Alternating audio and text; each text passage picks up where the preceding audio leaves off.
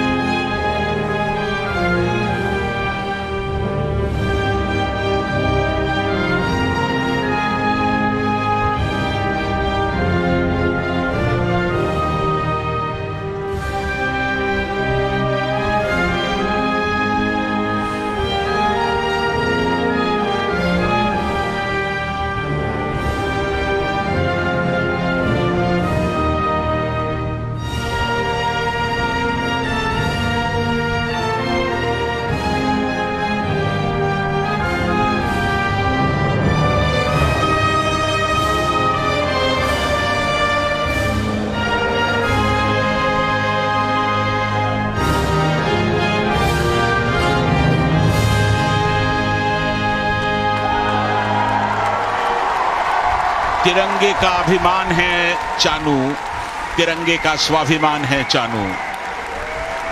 जब किसी एथलीट के लिए देश का झंडा सबसे ऊपर जाता है तो उसके मन की खुशी, उसकी अनुभूति को सिर्फ उसकी आंखों से छलकते हुए पानी से समझा जा सकता है। अद्भुत। भारत का राष्ट्रध्वज, भारत की राष्ट्रधुन कॉमनवेल्थ गेम्स में बर्मिंघम में आज चानू की वजह से बजी है और ये हमेशा उन्हें याद रहेगा। सिर्फ उन्हें क्यों, हम सभी को याद रहेगा।